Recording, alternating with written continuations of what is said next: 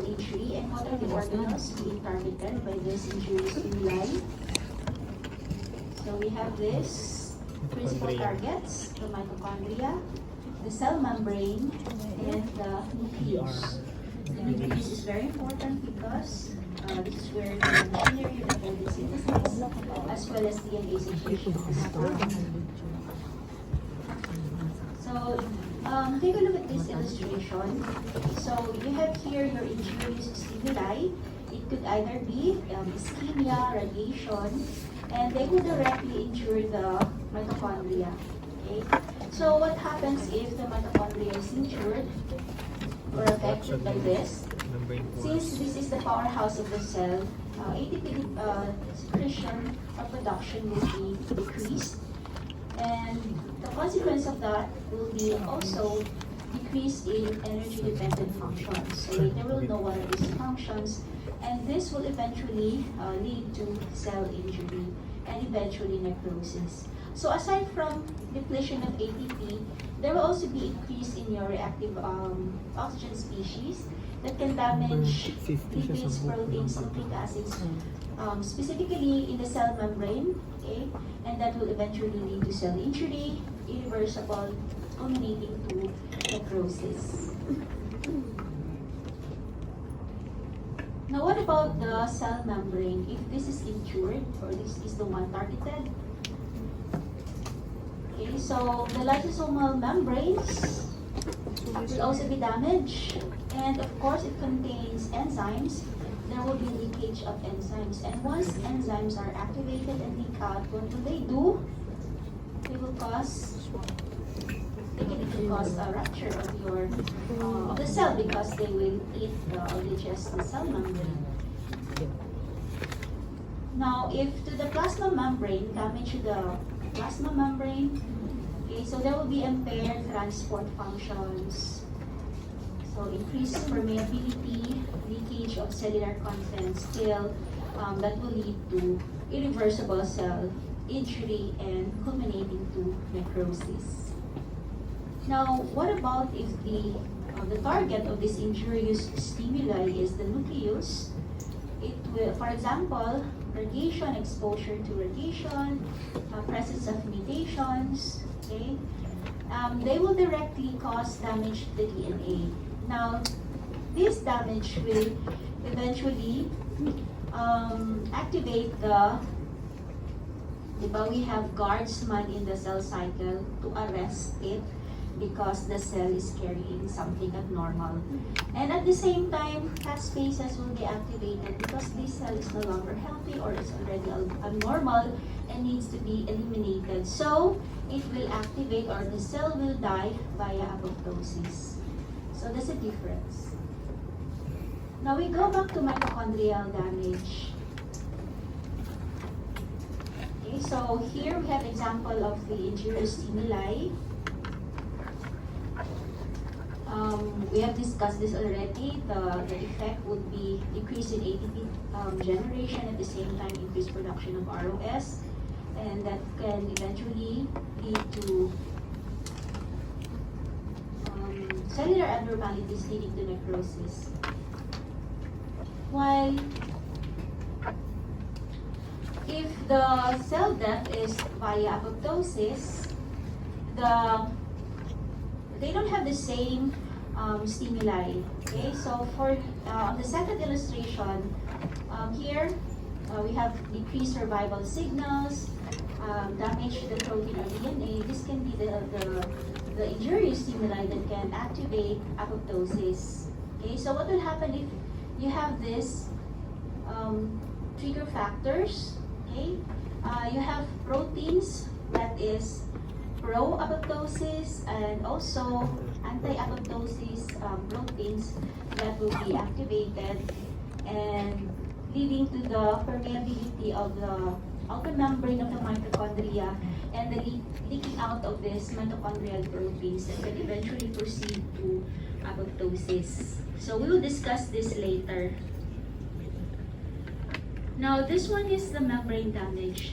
So these are the functions that will be affected when the membrane is injured.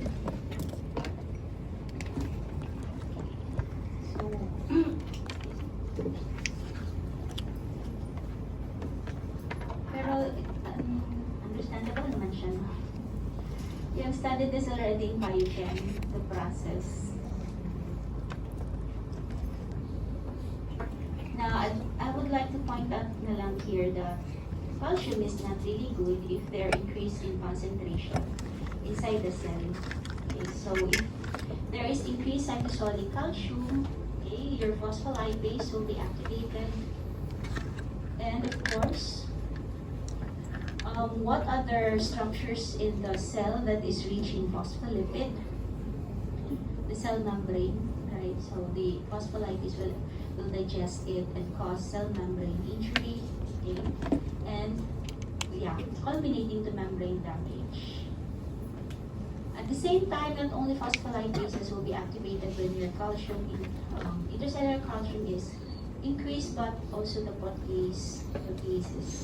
And this can damage the cytoskeletal structures of the cell. And eventually, that will lead to membrane damage. And what will be the type of cell death?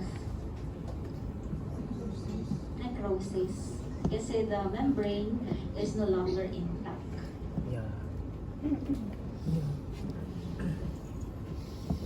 This one, if it will directly damage the DNA, okay, you know already the machinery that will be activated to eliminate the cell, right? And that is via P53. will the cell die via necrosis, or will it end up into apoptosis? Because I have already mentioned this in the previous slides.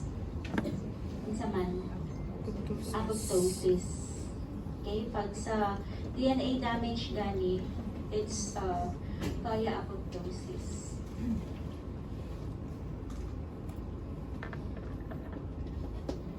Okay, so oxidative stress. So these are cellular abnormalities induced by reactive oxygen species. So what are the pathologic effects here? When you have increased ROS, okay, you have lipid peroxidation. So what will happen to the membrane integrity? Okay, increase the membrane permeability or eventually leading to membrane damage. So this will culminate to what type of cell death? Necrosis. Necrosis. Now, in the presence of protein modification secondary to your increased ROS, okay, and DNA damage leading to mutations. So for these instances, what will be the type of cell death when you have protein misfoldings, DNA damage? Apoptosis. Apoptosis. Because that will not lead to membrane damage man. Okay, so it will die via apoptosis. Okay? So for other topics, I will not discuss them because you will understand them on your own. So we have reading assignments. What will happen if there is increase in your intracellular calcium when the endoplasmic reticulum is stressed. Okay, hypoxia and ischemia, we already discussed this, as well as ischemia reperfusion injury. Is it really beneficial? And read on chemical or toxic injury. So when you study this, when you read on this, take note what type of cell death they will proceed if these are the cause of injury. Okay, so let's proceed to the next.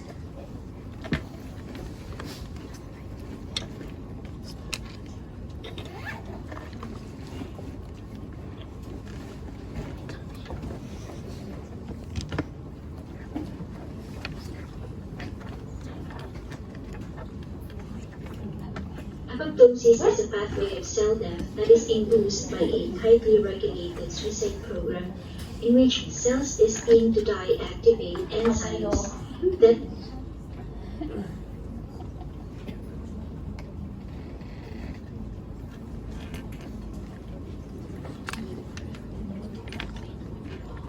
Okay, let's proceed now to apoptosis. So, that's cellular harakiri. What is harakiri? Okay, suicide. Because apoptosis is a pathway of cell death that is induced by a tightly regulated suicide program. So, for example, you might wonder why the lifespan of your, for example, the blood cells. Nakabaluman mo pila ang mga lifespan sa blood cells such as your RBCs?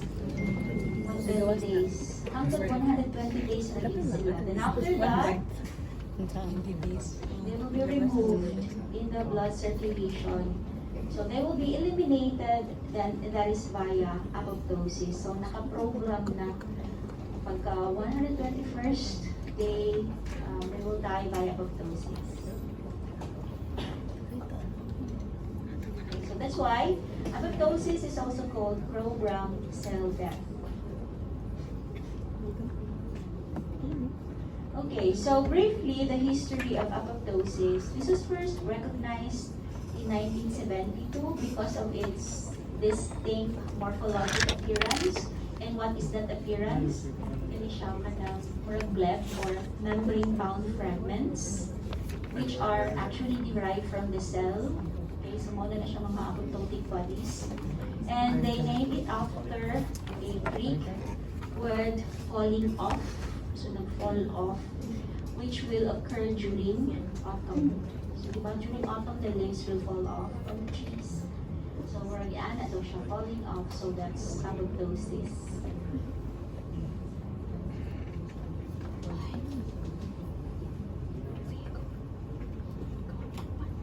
So take note, it's genetically regulated. That's why it's also called programmed cell death.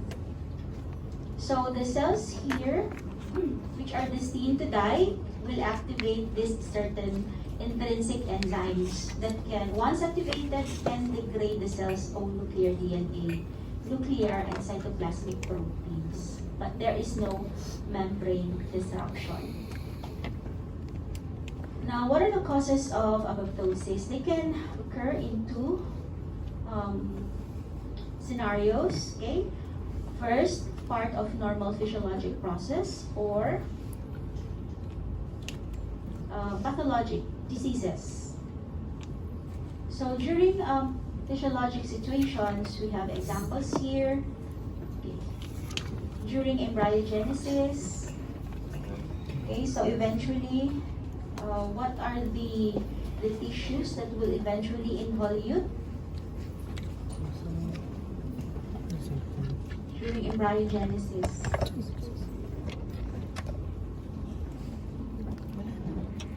Unsa man?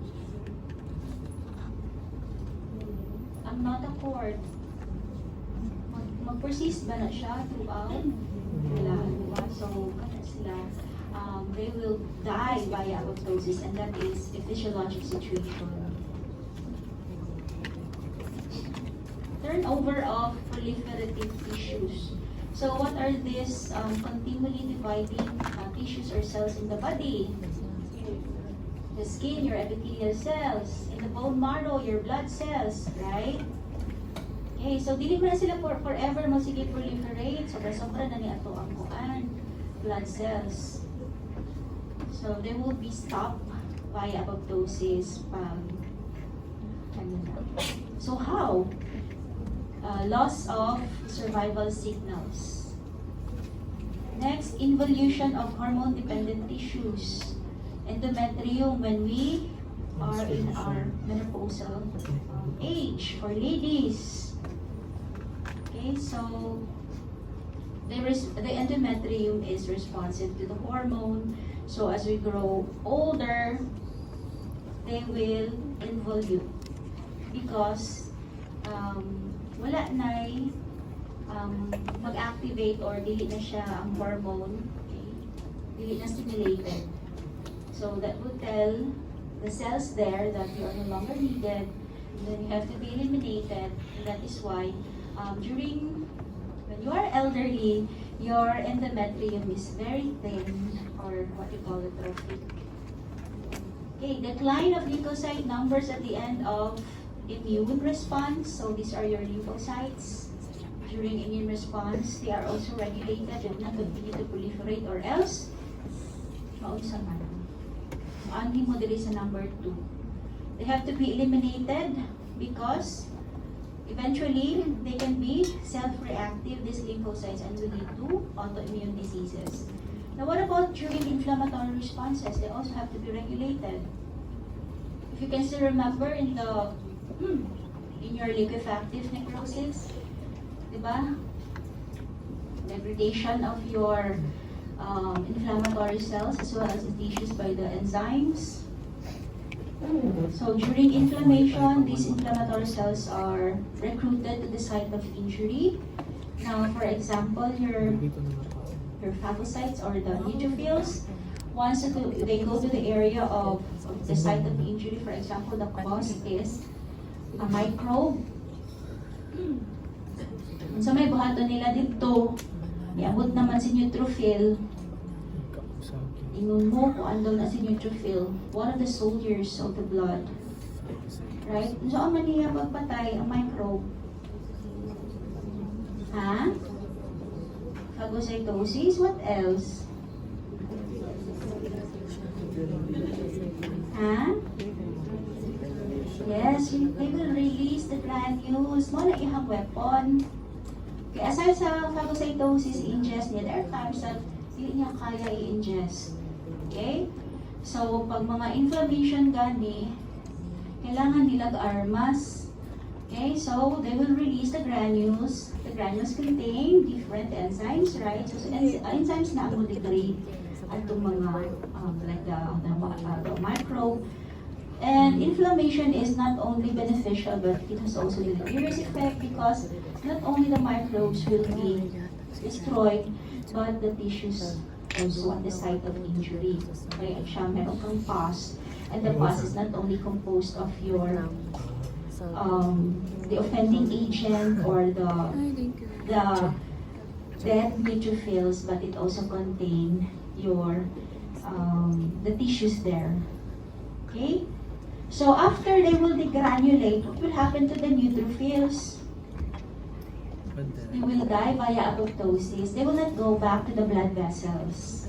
Okay? So once na mag-respond na gani sila o injury or for example, inflammation, di ba ang lifespan nila shorter na lang pag maato na sila sa tissue? Pila na lang gani, hours na lang sila, no? Days paghihapon, pag activated na sila, shorter na siya. 1 to 2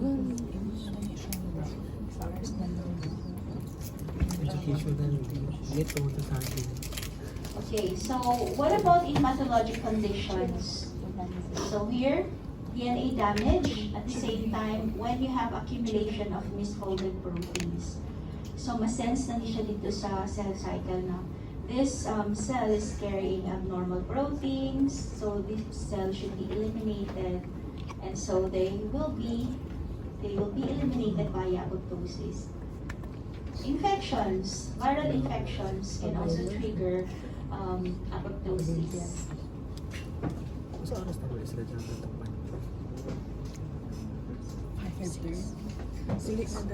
Now let's go to the morphologic and biochemical changes in apoptosis. So in the first image here, this is an H&E stain tissue. Okay, so what tissue is this? Skin. Okay, so that is your stratified squamous tissue, epithelial tissue. So where is the apoptotic cell here? The one at the center in a dark green.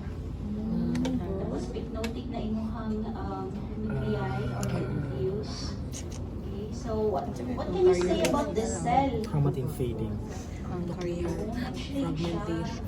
So that's the difference from your necrosis. Because in necrosis, the cells will be, yes, they are swollen. In apoptosis, they will shrink. Now, what will happen to the nucleus, particularly the chromatin material? They will condense. So, this image here So it's a black and white. So therefore, this is what microscopy is used here. Electron microscope. Okay? So these are supposed to be nuclei. And the nuclei should be very dense or very dark in color. But what can you say? The chromatin material, they disperse to the periphery. So there's chromatin condensation. And this one, so they're successful apoptosis already. So the cell here is turned into apoptotic bodies, so small bite-sized fragments. Once they are into small size fragments, the phagocytes will be activated, or the macrophages will be activated to digest this one or to clean out. So that is why in apoptosis, it's a clean way of dying. Walay evidence at tumanda yun si macrophage. However, in H&E stain slides, we can rarely appreciate this. Why? Kani mga apoptotic bodies, hindi tayo natin makita unless na naaka sa research lang, ibantayan din ninyo. Ano man? Yeah. Paspas man, once na na-turn na siya into fragments, the macrophages will be there that side and digest. Okay? So, hindi sila pareha sa mga police na late maabot sa crime scene. Sila paspas sila. Walay evidence. Okay, what else? Now, this image is these are cultured cells, and they are undergoing apoptosis. So, when you say apoptosis, kani siya, inanya iyahang itsura. So, the cell is turned into bite-sized fragments or apoptotic bodies. So here, you can see an intact cell, but there are cells here which are turned into bite-sized fragments. Or there is bleb formation. Now this one, this is using the phase contrast microscope. So what you will see here is the nuclear fragmentation. Okay, so take a look at this nucleus intact, but this one again para siyang nag-bleb formation. Another one here, a special stain was used to know that if the cell, or to confirm is if the cell is undergoing apoptosis. So what they did, they used the caspase 3. Okay, and then the caspase 3 is will have a red color. So you will notice that this cell that is turned into blebs, they cook up the red stain. So therefore caspase 3 is present here, and that apoptosis is confirmed. Okay, so let's proceed now to the mechanisms of apoptosis. So apoptosis can only proceed once caspases, these enzymes, are activated. So your caspases are actually a group of serine proteases, and they have a role in the initiation, not only in the initiation but also in the execution of the of apoptosis. So they have different roles. They can be initiator caspases, and they can also be effector caspases for the execution phase. Initiator caspases during initiation phase. Example of that, caspase 2, 8, 9, 10. Okay, it's there in your book. And then for the effector caspases, the most common one is the 3, caspase 3, but 6 and 7 are also executioner caspases.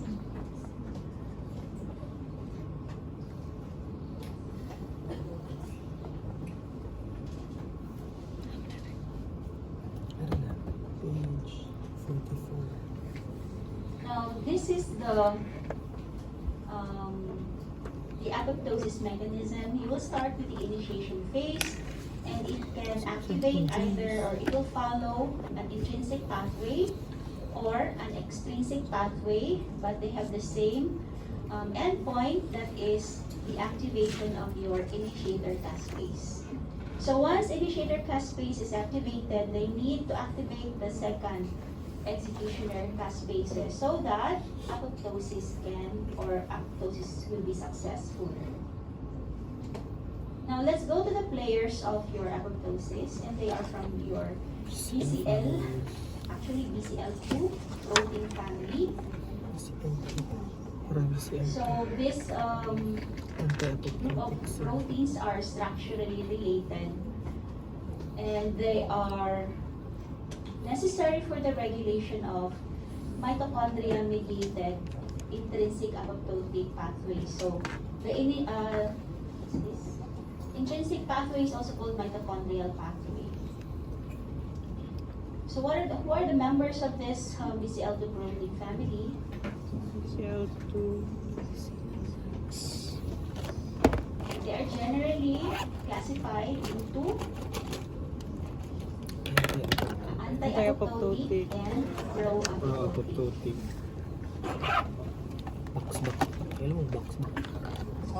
Start. Okay, the anti-apoptotic, basically, what is their role? Anti-apoptotic. Okay, they will inhibit apoptosis. So how? They will bind and they will sequester the BH3 only proteins, which are your pro-apoptotic proteins, as well as the pore-forming proteins. Okay, can you see si pro-apoptotic? If anti-apoptotic will reside outside reside in the outer mitochondrial membrane, so sila ang guard. Okay, so why do they have to guard the membrane of the mitochondria? Kasi if there is imbalance, okay, what will happen? What will happen to the permeability? So from very strict, diba? Wala silang kaaling pag-ausong masudlon. Kung hilabtan ang ang membrane, then mag-increase ang permeability, hindi na nila ma-control ang paggawas sa upang proteins. Okay, so that is their job. And there are proteins inside the mitochondria that can trigger apoptosis. So that's why they are heavily guarded by the anti-apoptotic proteins. On the other hand, your pro-apoptotic proteins, how will they antagonize the function or the role of your anti-apoptotic proteins? Enhance its permeability. Ini siya oligomers. Ano may pasagot ani? Oligomerization. If they do that, what will be the effect to the membrane? It will cause, increase the membrane permeability. And at the same time, capable man po ni sila maka-form of pores. Pore-forming proteins man po ni sila. Okay, so, mabuslot nila, eventually, those proteins inside the mitochondria can leak out. And we also have the regulated apoptosis initiators. These are the sensors. Okay, so once ma-sense nila nga for example, what triggers apoptosis? Can you give me an example again? DNA damage. Yeah, DNA damage. Ito sila.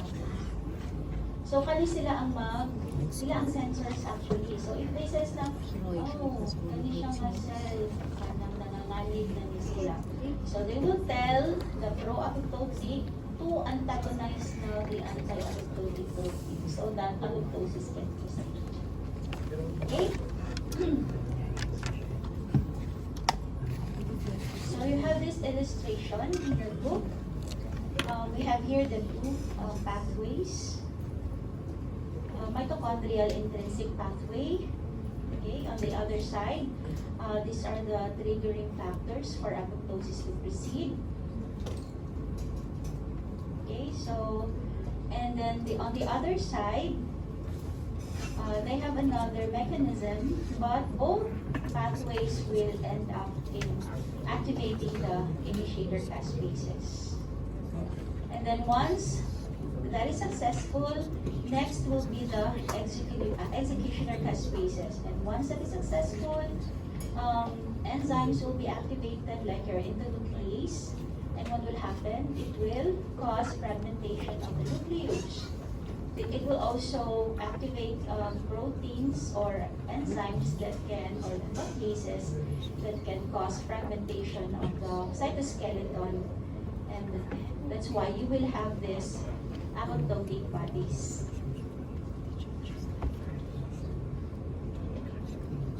So in the mitochondrial pathway, what is important, or what is the protein present in the mitochondria that is very important in the initiation of apoptosis? Yes, it's the cytochrome C. So once cytochrome C is outside the mitochondria, that will tell that the cell is no longer healthy and needs to be eliminated. Okay, that's why that is carefully guarded by the anti-apoptotic proteins.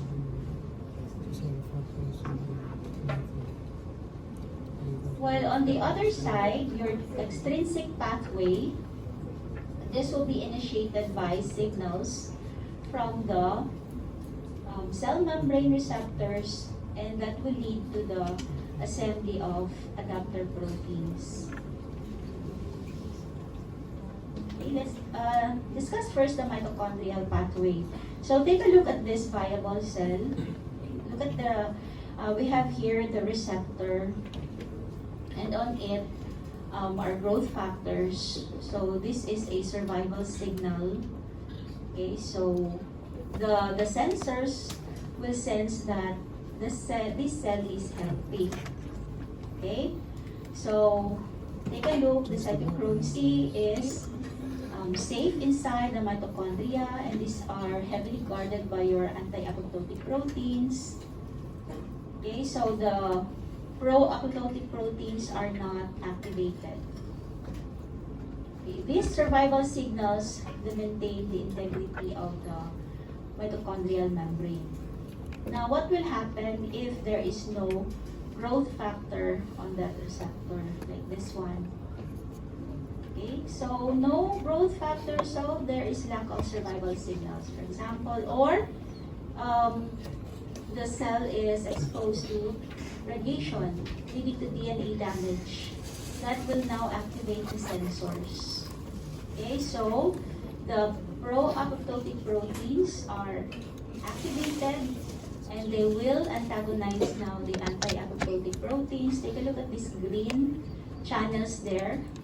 Okay, they form holes, allowing now the cytochrome C to leak out into the cytosol. So once cytochrome C is activated, initiator caspases will be activated, and the cascade will proceed to apoptosis. On the other hand, for your death receptor pathway, or the extrinsic, now your death receptors are actually members of your TNF receptor family, and they contain the death domain. So asa gani ang death domain kanang sa ubos? Okay, so what is the significance of this death domain? They're the ones that will deliver apoptotic signals. So magdikit-dikit na gani na sila, so mas i-form now. Okay. First, there will be binding of your fast ligand to your ligand to the fast, and then forming now a death domain, which will be the binding site for an adapter protein, your FAD. So kung si FAS mag-bind sa iyang ligand, i-recruit niya together daghan kaayo nga death domain, forming a FAD, okay, your FAS-associated death domain. Then what happens next? This will bind to an inactive caspase 8. So once it will bind, it will undergo autocatalytic caspase activation. So you can now you have now an activated caspase 8, which is the initiator caspase for your extrinsic pathway.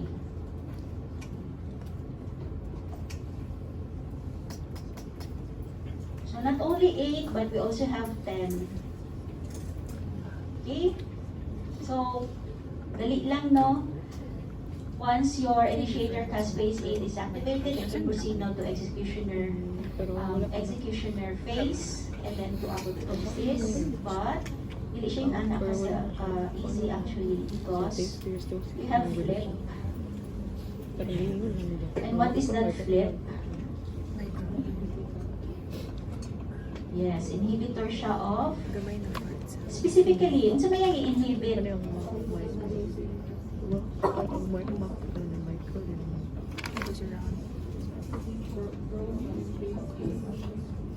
So, hindi niya i-allow activation of caspase 8. Block mo yung FABB binding. Activate si Yes. caspase. So, kung si Flick mo bind sa kang pro-caspase 8, what will happen to FAD? Hindi na siya Oo, so dili siya block maka-bind na. So, walay activation of caspase 8. Caspase. Kontrabida si Flick.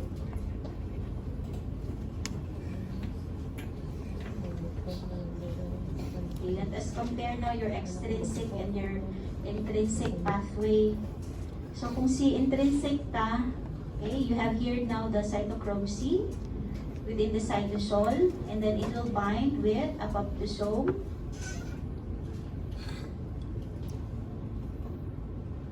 So once they have successful si cytochrome C binding with apoptosome, it can now activate the pro-caspase 9 to active caspase 9. Okay, so si caspase 9 is your initiator caspase for the intrinsic pathway.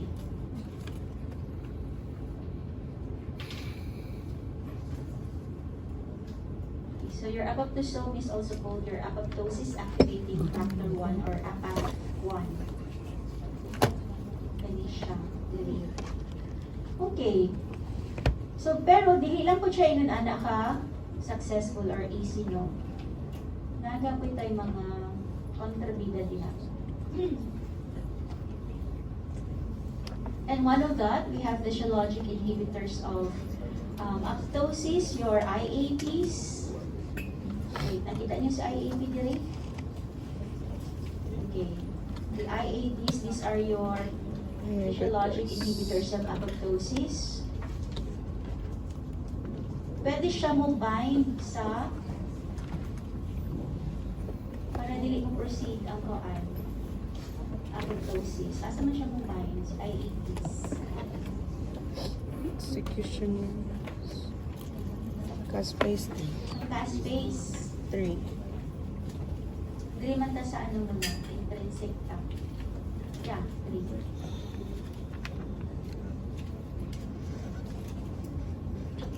So, it will bind to the initiator caspases, the IAPs. So, there will be no activation of your initiator caspases. However, we also have this mitochondrial proteins, the SMAC and the JABLO, that can neutralize your IAPs. Okay, so kung ma-neutralize na si IAPs, wala na mo inhibit sa activation sa initiator caspase. So, it can proceed na in activating the executioner caspases and apoptosis to proceed. Whereas there is sa extrinsic, kontrabida lang there is a flip.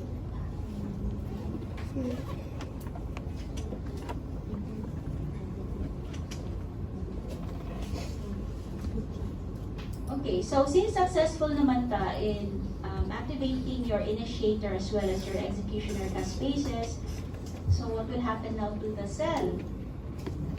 they will now turn into apoptotic bodies. So how are these apoptotic bodies removed? They are removed mainly via phagocytosis. What are the signals for phagocytosis? Paano malaman ni macrophage na they are needed na? So we have these signals. Okay, you have that in your book. One is they will flip. Okay, mag-flip siya. So, ang phosphatidylserine from inner to outer leaflet is of cell membrane. So, mahimo siyang signal kung mabaliktad na. Okay, so because that will serve as a ligand for the macrophages receptors. Next, secretion of soluble factors that will recruit phagocytes. Another is production of thrombospondin on cell surface of apoptotic cells, and then coating of these apoptotic cells with C1q complement. Okay, so we also have this hybrid form of apoptosis. We have the necroptosis. So they share the same aspects of both necrosis and apoptosis. Morphologically, they will die via necrosis, but the initiation is via apoptosis. So this is also called as programmed necrosis. It will follow the extrinsic pathway. So there is, at first, there will be ligation of your TNFR1. And then that will recruit kinases forming a multi-protein complex. So this complex is composed of your receptor interacting protein kinase, RIPK1 and 3. Next, they will lead to phosphorylation. They will phosphorylate MLKL, and then the consequence of this, CMLKL, will assemble, Oligomers. and then they will translocate from the cytosol into the plasma membrane. Okay, they will also form holes there or oligomers, causing now disruption of the plasma membrane. That's why the cell will die via necrosis na. So at first, the initiation is it follows the extrinsic pathway of apoptosis and ends in necrosis. Okay? So when you have necrosis, of course, there will also be inflammation because the content of the cell will leak out.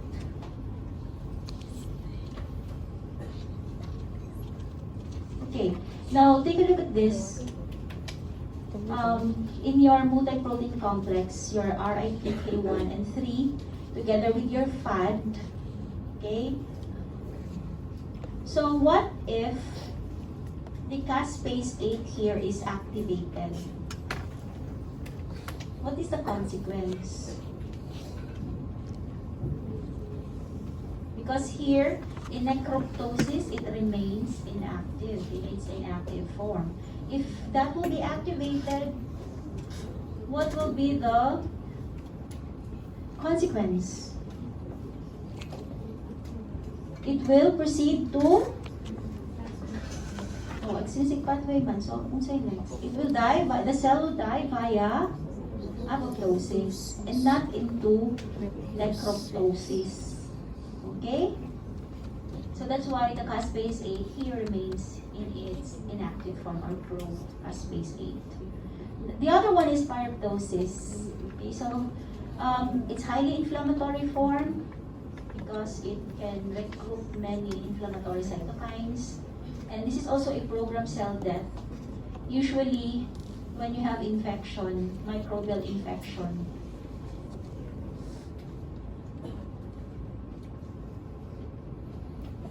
okay, so here, it requires an inflammasome because that will activate caspase 1. So once caspase 1 is activated, it will cleave interleukin 1. And the result of this is it can activate a lot of inflammatory cytokines.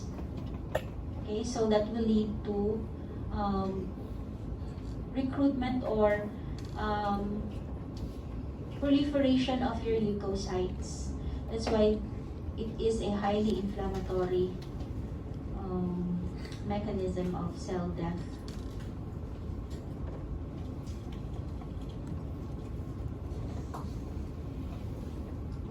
So this cell death is characterized by cellular swelling. Nga naman, that is also part of the caspase-1 activation.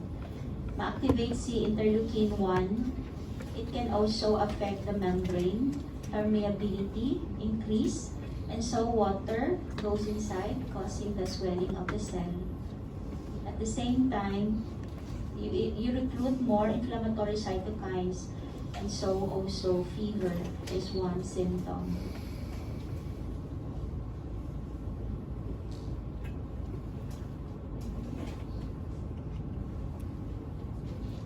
Okay, so you see here interleukin 18. Okay, this is a newly discovered cytokine, and this is structurally similar to your interleukin 1. Its effect is on T cell activation. And lastly, we have ferroptosis. Okay, here, this cell death is triggered when you have excessive intracellular levels of iron, or ROS. And that can overwhelm your glutathione-dependent antioxidant defenses. So, the result of this, you will have membrane lipid peroxidation. So what will happen here? There is loss of plasma membrane permeability. So if there is, the integrity of the plasma membrane is already affected, what will be the end result? What will be the cell death? Apoptosis. Okay, so the cell death resembles necrosis. Okay, anything na maapektuhan ang plasma membrane integrity, they will end up into necrosis. Okay, ultrastructurally, what happens to the cell, particularly the mitochondria? Okay, there will be loss of mitochondrial cristae and rupture of the outer mitochondrial membrane. Okay, usually this is the cell death of those patients with cancer, neurodegenerative diseases, as well as stroke. That's how the cells die when you have cancer. That is via ferroptosis. Yes, nakita ko sa video. Okay, so this illustration will tell you the process of ferroptosis. Autophagy. So the cause of this, the triggering factor is the excessive accumulation of your iron. Iron. So if you can prevent this by reducing iron levels. And the most prominent features are in the mitochondria. There will be loss of your mitochondrial cristae, at the same time rupture of the outer mitochondrial membrane. Okay, so please read on autophagy, intracellular accumulations, pathology, calcification, and cellular aging. And then lastly, go now to adaptation, which is our topic also for your laboratory this afternoon. Napaisa. Adaptation. Ngayon ito kayo mga sa natin. Ha? James. So, adaptations, these are reversible changes in the size, number, phenotype, metabolic activity or functions of cells, and that is in response to changes in their environment. So we have different forms of adaptations. One is hypertrophy. So it means increase in the size of cells resulting in an increase in the size of the affected organ. So individual cells increase in size, the entire organ will also become enlarged. Now, hypertrophy can be physiologic, and usually the cause is increased functional demand or increased stimulation by hormones and growth factors. Example, during pregnancy. Okay? So you have two uterus here, one is gravid and one is normal. Which one here is the normal? The Right? Manitri? Of course, the smaller uterus, right? Pag grabe, dako man ang imuhang uterus to accommodate the growing baby. Enjoy. Now, which layer actually of the uterus responds to the growing fetus? Lagi ito ka layers ang imong uterus? Three. Okay, which layer man diri ang naay Myometrium. contractile function? Myometrium. The myometrium. Can you still remember the histology of the myometrium? Not anymore. Okay, what is this? What is the shape of your smooth muscle cells? Fusiform or spindle, right? Both ends are tapered. How many nucleus? Remember na tanong One only location. Endo.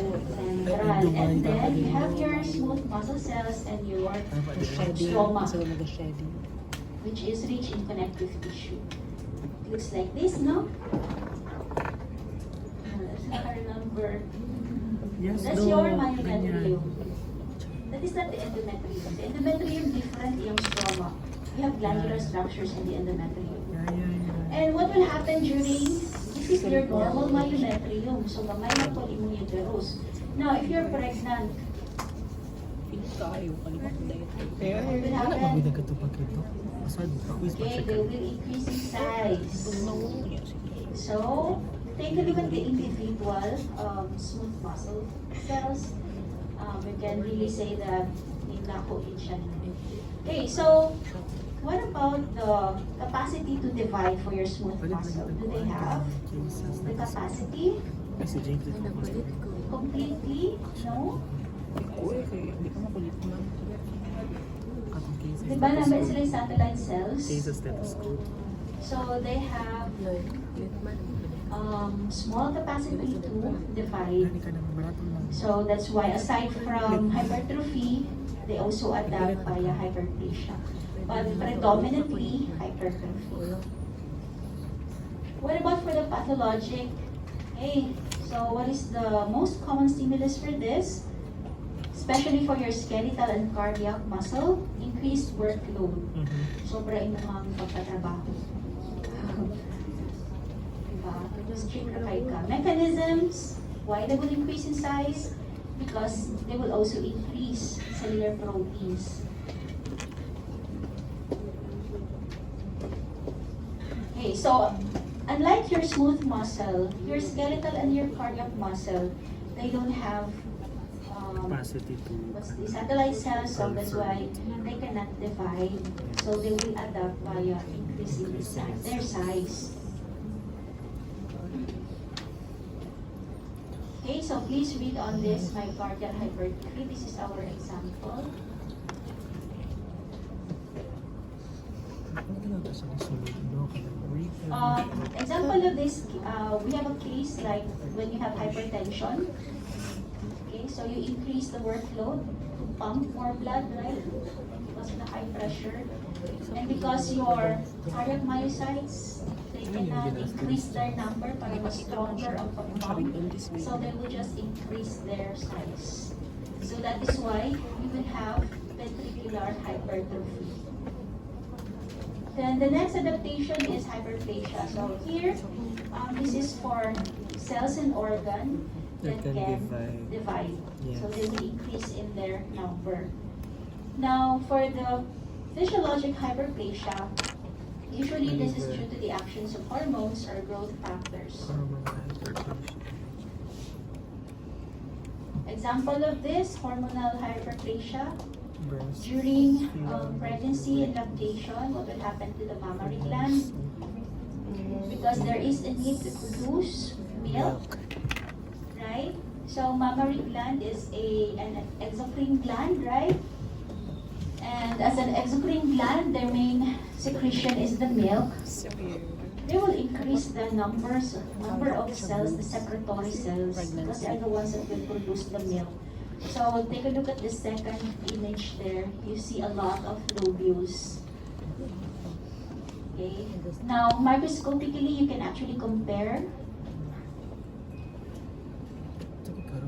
This one is the normal breast tissue. You have lesser lobules with your secretory and ducts. Then you have more stroma. But when you are pregnant or lactating, you have more lobules and they are full of your secretory portion, while the ducts are dilated because they contain the milk. So, kani siya. These are the Hindi ko sa lobules. moving dati. Here, lesser. Sa doon ay condition mo. Now, what happens after pregnancy, nakadeliver na, or giving na ang baby from breastfeeding? What will happen to the breast? Lactating daw kung answer sa uban. Wala naman tayo increased hormonal stimulation. Pwede. Yes, magkamay na po dito ang mga lobules. Okay, wala na may stimulation. So, balik na siya sa original size. Same with the uterus after delivery of the fetus. Hindi na balik siya sa iyang original size. And this is the size, ladies. Your fist is the estimated size of your uterus. What about pathologic hyperplasia? So here, na siya dysregulated na. Excessive inappropriate actions of hormones or growth factors. Example of that is the endometrium of females. Endometrial hyperplasia. So, as I've mentioned, your endometrium is hormonally sensitive, but under the balanced estrogen and progesterone stimulation. Pero in endometrial hyperplasia, that is disturbed, imbalanced siya. Okay, so when we go back to your menstrual cycle, so after menstruation, what is the next phase? Proliferative, di ba? So during menstrual phase, ang sa ganitong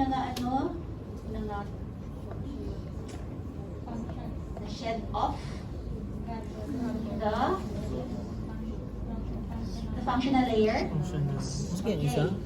So together with your functional layer are what structures of your endometrium. Yes, you can have your arteries there. What else? The glands, right? And the surface epithelium. So, unang Pero sa ilang ginapahirang, wala composition sa imuhang menstruation plus the blood. Okay? Now, during proliferative, kailangan siya mag-regenerate, i-replace itong nangawala ng functional layer. So, what hormone there is influencing this regeneration? The estrogen. Okay, so the estrogen will influence the formation of new glands, okay, the surface epithelium or columnar epithelium there. Pero, kung imbalance na siya, nag-persist man si estrogen, so what happened? Mas, sige, continue o proliferate ang mga epithelial cells in the glands. Okay, so nanaghan na noon sila.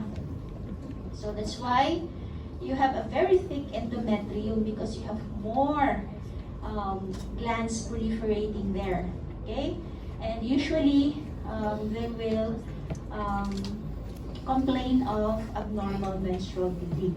Tapos na ako nag-menstruate to, pero ibalik lagi siya karon. So it's like this. Okay? So normally, you have a very thin endometrium. But when you have endometrial hyperplasia, you have a thickened endometrium because of the unopposed estrogen stimulation. So you have more glands. Here, remember yung endometrium, different than yung stroma. Hindi siya same with your myometrium. And you have your glands. Your glands are lined by epithelial cells. And these epithelial cells are normally divided cells. So they will continue to proliferate, divide, increase in number. So it looks like this. When you have endometrial hyperplasia, you have crowding of your glands, lesser ang imong stroma compared to the normal endometrium. Okay? And we also have another pathologic hyperplasia, benign prostatic hyperplasia. Okay, so this one, unopposed stimulation by androgens for boys. Pero once, this can regress if the hormonal stimulation is eliminated. Okay, remember this, while hyperplasia is distinct from cancer, but pathologic hyperplasia constitutes a fertile soil in which cancerous proliferations may eventually arise. Okay? So, if you have BPH, kailangan i-regulate ang kanyang hormonal stimulation. So, what happens in BPH? Again, your epithelial components, those that can divide, will divide or will increase in number. So that's why you will see here glands with more epithelial cells. So there will be stratification of the epithelium. So sobra-sobra nila, that will also lead to tufting, epithelial tufting. Maglagpas na ganun sila kanina. Or they can form bridging of their epithelial cells. And then your fibromuscular stroma, okay, so this is also composed of connective tissue plus your smooth muscle. Remember your smooth muscle, little capacity to divide, okay, so some of your smooth muscle cells will also proliferate. So that's why grossly bulky, okay, you will form nodular masses in your prostate glands or nodularities, kaya sobra-sobra ang inyong component here. Now, this is your normal prostate gland. Okay, so you have here your glandular structures and your stroma. But when you have your BPH, you have more glands and more epithelial cells, plus also your stroma.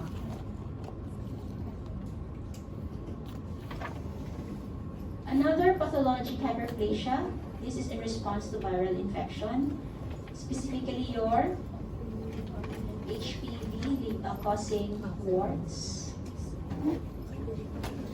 Okay, so the virus will infect your epithelial cells, and then they will make factors that will interfere with the host proteins, regulating the cell proliferation. So the epithelial cells will proliferate, but they contain this viral proteins. Abnormal na siyang cell. Okay, have you seen warts? So take a look at the lesion.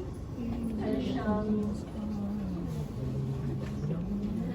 or siyang skin overgrowth, no? And then when you touch it, it's rough. It protrudes. Why? Warts.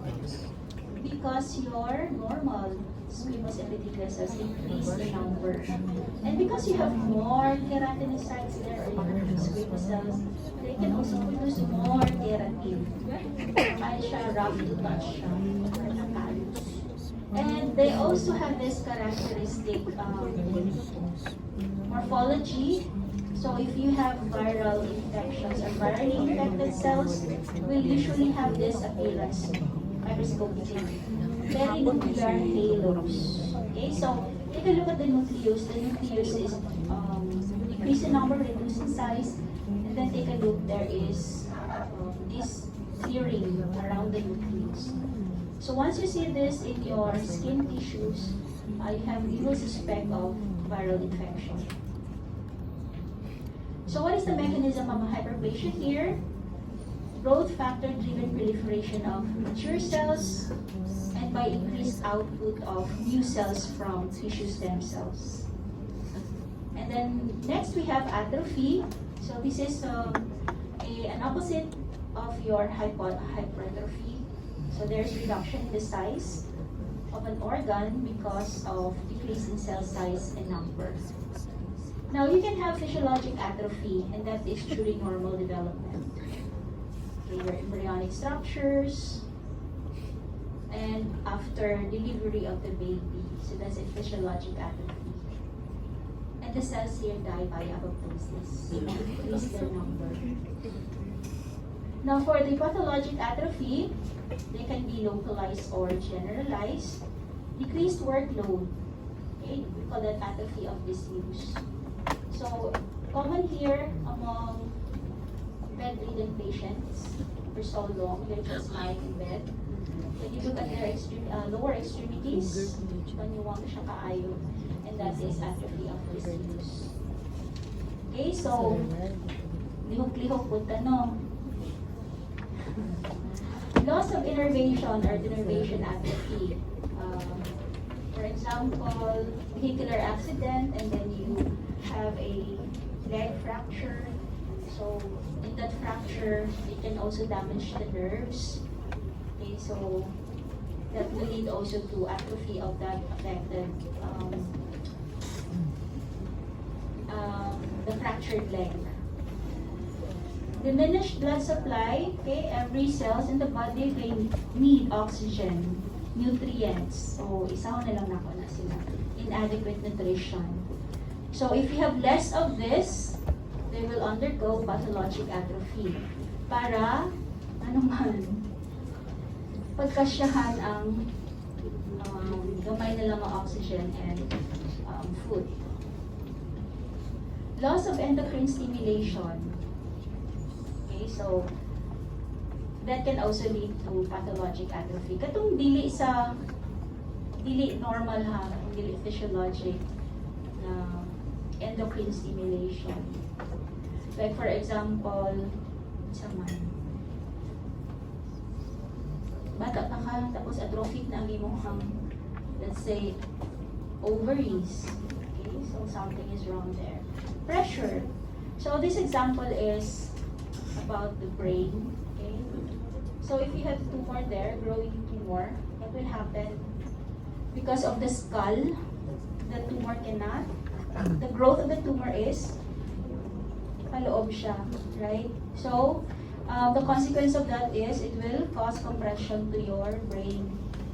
And when there is compression, it can also lead to diminished blood supply. Kasi what if part of that is your blood vessel? So mag-compress siya, diminished blood supply, inadequate nutrition. Again, that will lead to pathologic atrophy. But normally, our brain will also decrease in size as we grow old. Pero kung young pa ka niya, nagagamay mo ang brain, okay, that's abnormal. And again, one example of that is when you have brain tumor. Okay, which brain here is small? A or B? Okay, this one. You have widened. Sulci and then narrow gyri. So what is the mechanism of atrophy? Increased protein synthesis, increased protein degradation. And they usually follow the ubiquitin proteasome pathway. Then lastly, we have metaplasia. So this is a reversible change. One differentiated cell type, either epithelial or mesenchymal, is replaced by another cell type. Example of your epithelial metaplasia, columnar to squamous. So when you say epithelial, either of your epithelial cells. Our example is columnar to squamous. And this one is common among smokers.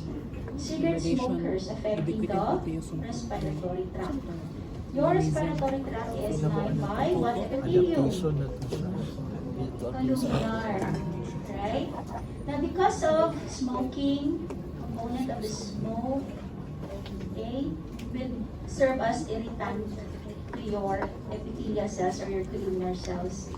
Okay, so these columnar cells cannot withstand this chronic irritant brought by this cigarette. Eventually, they will be replaced by a stronger epithelial cell, and that is your squamous cells. So, diba usually the function of your squamous cells for protection? Okay. So that's why you have columnar to squamous metaplasia. Microscopically, okay, from tall columnar cells, they are eventually replaced by your polygonal squamous cells. So your metaplastic cells here, isa man ang metaplastic cell? Si squamous. And for another one is Barrett esophagus. Okay, so from squamous to columnar, because your esophagus is lined by squamous epithelium, and that will be replaced by columnar. When you have Barrett esophagus, you have GERD. Okay, so mag-reflux ang acid from the stomach to the esophagus. Your stomach is lined by what epithelium? Columnar. They can better withstand acid. This is squamous dili. So that is why, kung chronic na siya ang imuhang reflux or GERD, your squamous epithelial cells of the esophagus will be replaced by columnar cells and with intestinal metaplasia.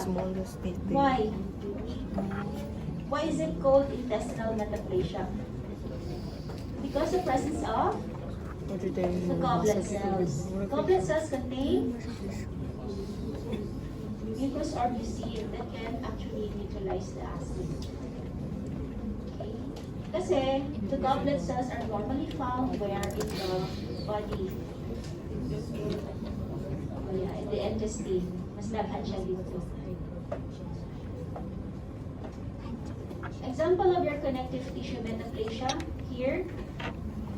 Formation of cartilage, bone, or adipose tissue. These are examples of your mesenchymal tissues. Myositis ossificans.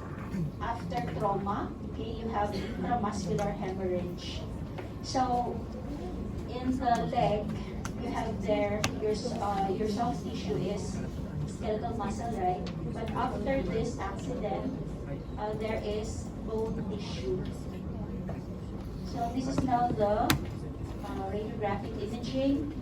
Okay, saan siya ang bone sa lower leg? Femur. Where is your femur? Tibia lang sa lower leg man, okay? And then this is the soft tissue, your gastrocnemius. And you have here opacities. That is abnormal. When you do biopsy of this, you will see your skeletal muscle and you have bone. Di ba dapat wala yung bone dere? Okay. So that is your mesenchymal metaplasia. So mechanisms of metaplasia, it does not result from a change in the phenotype of an already differentiated cell type, but from reprogramming of the local tissue stem cells. So nag-reprogram siya instead of skeletal muscle, bone, na iyahang i-differentiate. Another is colonization by differentiated cell populations from adjacent sites. Okay? So example here, this is your myocardium normal. So what is the cellular adaptation of this myocardium with AMI, acute myocardial infarction? Ano man yung adaptation? Hindi mo po siya hypertrophy, no? I miss disease. Atrophy. Look at the size of your cardiac myocyte. Very steady. Reduce in size. Then you have less cardiac myocyte. Reduce in number. How about this one? This one is normal. Hyperplasia. Hypertrophy. Okay? So, do you have any questions? None? Cell number. This will be the coverage of our exam next week. So, the rest of chapter 2 and then part 1 of inflammation. Kasi itong mga reading assignments. Ito marami na ayan. Lectures yun. Okay? So, good morning everyone. You still have time to use the phone. Lecture. Para mga tadaan.